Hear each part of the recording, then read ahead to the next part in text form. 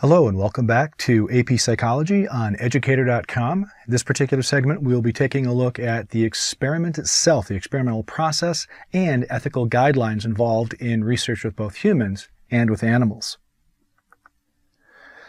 Objectives that the College Board lays out for us includes describe how research design drives the reasonable conclusions that can be drawn. For example, experiments are useful for determining cause and effect.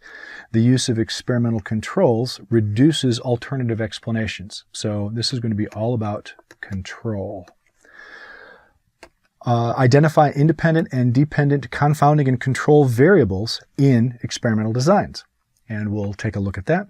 And then distinguish between random assignment of participants to random selection of participants, primarily in correlational studies and surveys. And we've already dealt a little bit with that in a previous segment.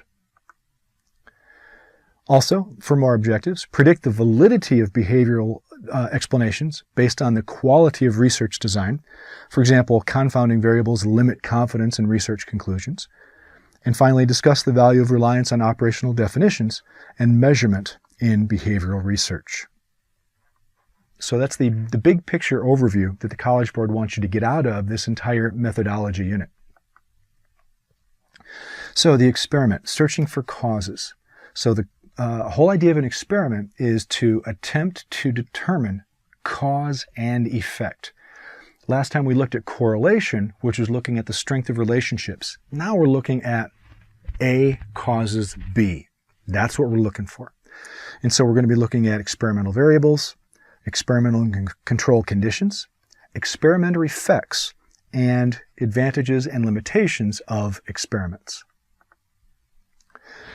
So some terms. An experiment is a controlled test of a hypothesis and testing, in which the researcher manipulates one variable to discover its effect on another. Now, I can tell you through the last 21 years that there has been an AP Psychology exam. Research methods, and particularly experiments, show up a lot. We haven't gone over the FRQs in great detail. We will. But the FRQs, the free response questions, have a lot of experimental ideas on them. And so this is a really key core idea to know about. An experiment, in order to determine and identify cause and effect relationships, we conduct experiments. We directly vary a condition that we might think affects a behavior. We create two or more groups of subjects, alike in all ways except the condition you are varying. You're like, what? Don't worry, it gets easier. And then record whether the varying condition has any effect in behavior. This is the formal explanation. I'm going to make it much easier. And then disadvantages, it's artificial. It's difficult to generalize to larger populations because you're dealing with a small group of people in your experiment. And then sometimes it's difficult to avoid experimenter effects. That's where an experimenter unconsciously impacts or changes the results or outcome of his research study or her research study. Some vocabulary. We've seen this before. A hypothesis, is a statement that attempts to predict an outcome within the confines of the experiment. That is to say, how the manipulation of the independent variable, or the IV, changes the dependent variable, or the DV. So what we do is we put the statement that we're using in the experiment in an if-then form. So we say it's a conditional statement. If A,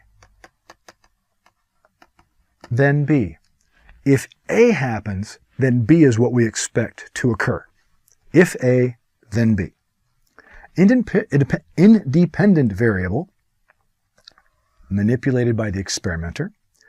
Dependent variable will be affected by the manipulations. And again, when I show you the graphic, it'll make it much more easily understandable.